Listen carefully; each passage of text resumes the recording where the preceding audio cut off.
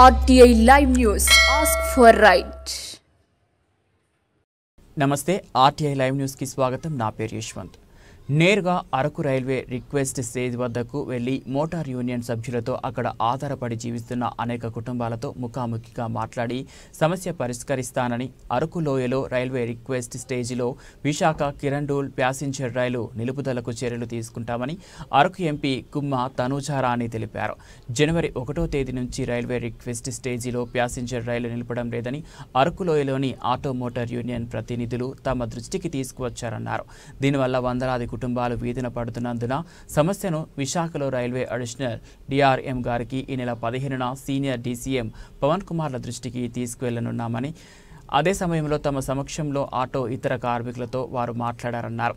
Araku railway station నుంచి షిమిలిగూడ railway station వరకు 2వ లైన్ వేయడం వల్ల అనేక ప్రమాదాలు జరిగే అవకాశాలున్నందున అరకు లోయలో రిక్వెస్ట్ చేసి తీసివేసినట్టు అధికారులు తెలిపి ఉన్నారన్నారు. దీనిపై క్షేత్రస్థాయిలో పరిశీలన చేసి ప్యాసింజర్ రైలు నిలుపుదలకు చర్యలు తీసుకుంటామని అధికారులు హామీ ఇచ్చారు. ఈ కార్యక్రమంలో వైసీపీ పార్టీ రాష్ట్ర యువజన విభాగం ప్రధాన కార్యదర్శి చెట్టి వినయ్ పాల్గొన్నారు.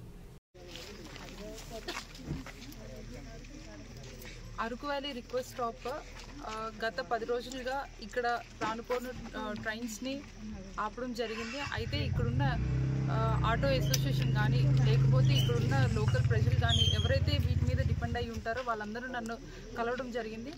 అయితే కలిసిన రోజే అడిషనల్ డిఆర్ఎం గారితో మాట్లాడడం జరిగింది.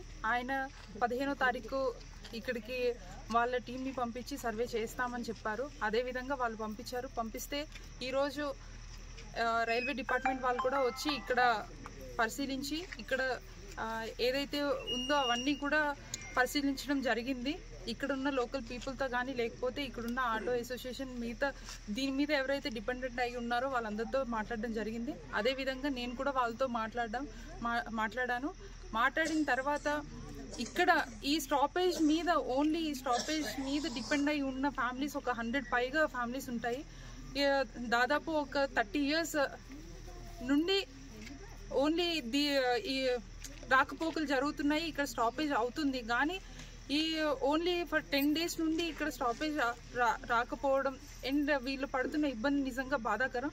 కాబట్టి రైల్వే డిపార్ట్మెంట్ వాళ్ళకి కూడా ఎక్స్ప్లెయిన్ చేయడం జరిగింది. అండ్ ఖచ్చితంగా ఇక్కడ స్టాపేజ్ ఉండాలని చెప్పేసి వీళ్ళందరూ డిమాండ్ చేస్తున్నారు. అండ్ వీళ్ళందరితో పాటు నాది కూడా డిమాండ్, ఇక్కడ ఖచ్చితంగా స్టాపేజ్ ఉండాలి. ఎందుకని అంటే దీని మీద డిపెండ్ అయి ఉన్న ఫ్యామిలీస్ చాలా మంది ఉన్నారు కాబట్టి వీళ్ళు ఉపాధి కోల్పోతారని తెలియజేయడం కూడా జరిగింది.